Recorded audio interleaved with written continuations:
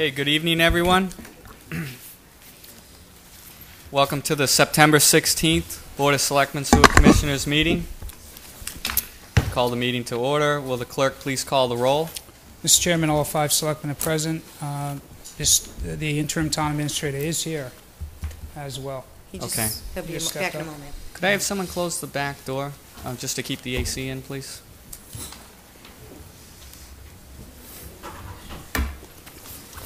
Okay, before we get started tonight, I have spoken with Selectman Savageau, and I know he has a statement to read, and I have a statement that I'm going to do after that, and then we'll get to citizen participation. Well, thank you, Mr. Chairman. Over the past week, I've had a lot of contact from friends and supporters. I'd like to thank you all for that. These are people whose judgment I absolutely do respect. The overwhelming consensus from those folks is that I made a grievous mistake last week, and the remedy is an apology for that.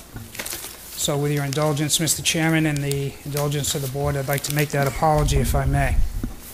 1 week ago, I made comments that at best can be only characterized as inflammatory statements. It was the absolutely wrong forum for me to make those statements. It was clearly an error in judgment. Irrespective of my personal opinions, my personal experience, or personal biases, there is no place for that as a member of this board, which is who I was representing at the time. Therefore, I wish to make a public apology to Officer Pillsbury, his family, the Wareham Police Department, this Board of Selectmen, and to the community. I especially apologize to those who have placed me in this seat as their representative voice.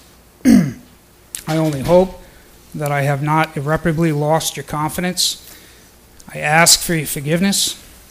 No one's perfect, especially me. I offer no excuses. I don't want to make any excuses. I just want to apologize. Mr. Chairman, it is my intention to write a letter directly to Officer Pillsbury in the form of an apology.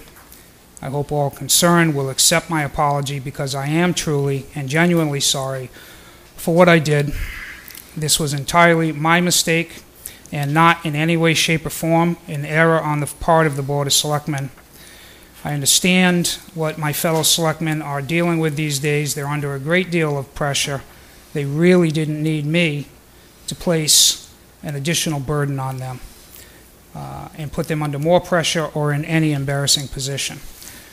Mr. Chairman, I would finally like to apologize to you personally.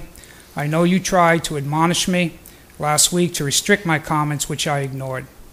I meant no disrespect, but that really doesn't matter because it was, in fact, disrespectful.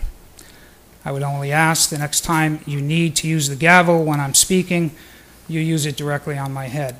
We have that in writing?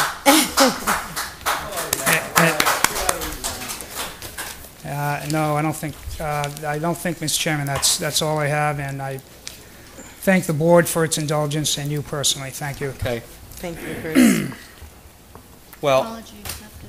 yes, apology accepted. I do accept. I would say that I want to point out I've been using the gavel since the board elected me as chairman. I would continue to do that. It's a separate story when someone continues to talk through the gavel. We can't have that either on the board or in the public. The second option would be that they won't be present in the room. These meetings have to be civil, and we don't have the time and forum for any personal attacks from the board or from the public to the board. So if at any time I recognize that a personal attack is going on, the gavel is going to be hit, and I expect you to stop in your tracks. I know that we have some citizens that probably want to speak tonight. We have a discussion with citizens that have had some issues with the board in the past. And again, this is a respectful, or I intend this to be a respectful meeting. So if at any point anything gets out of line, then that'll be the end of it. The meeting won't be over, but the conversation will be. So we have enough business to get done in the town. We're all in the same boat together, so it doesn't do us any good to bicker back and forth. And as a note to citizens' participation, I've actually had to consider if it needs an asterisk with an explanation of what's allowed to come up under citizens' participation, because I found that in many instances several people have utilized citizens' participation for agenda items that it's not intended for. One thing it's not intended for is accusations with one side of a story, and then there's not another side to defend themselves. Another instance where it's not acceptable citizens' participation is a board or a committee coming in to talk about town business under citizens. So those are just a couple examples.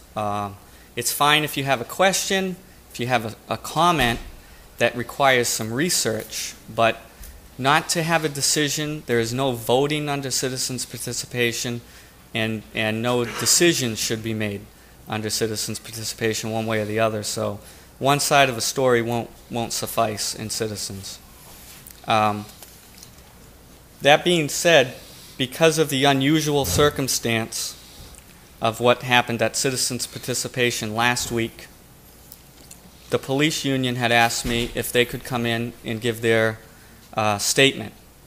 And I had considered that there, with the heightened emotion of what had happened and occurred at last week's meeting, that there is no sense to make it an agenda item in the future and carry this out. So I will be allowing the police union to make their statement, and that will be the end of it, the end of the discussion. And again, I don't expect discussion from the board, and I think we need to close the matter because of the unique circumstances of what did happen under essentially the wrong category last week. So I know the police union's here, and I'm going to allow them to come up first to have their statement.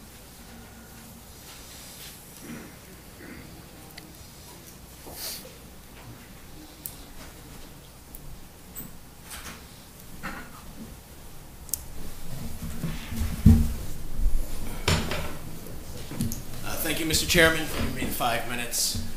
Thank you, members of the board. Mr. Savigno, I wanted to say thank you for your apology. I still have a duty to express how the union feels about what has happened in the last couple of weeks, because saying something and maybe not realizing the impact, we'd like to give you how it's impacted us. Can you say what his name is? I'll be getting to that. My name is George Dion. I am the Wareham Police Union president. The Wareham Police Union consists of the patrolmen and sergeants of the Wareham Police Department. The police union is shocked, angered, and insulted by the words and actions of the Board of Selectmen over the last few months pertaining to police issues. For weeks, the police union has remained quiet, but after the comments and actions at last week's Selectmen's meeting, we can no longer let the board continue with unprofessional actions. I want to point out, first and foremost, that the police union encourages citizens to file complaints when necessary, but only to the proper agencies. It is the union's belief the Board of Selectmen are creating a hostile working environment for the Wareham Police Department by continuing to field citizen complaints pertaining to the police department. The Board of Selectmen has opened the door for more false accusations by those wanting to get back at the police. The criminal element has become more brazen and challenging towards the Wareham police officers because they know no matter how far they go, they can run to the Board of Selectmen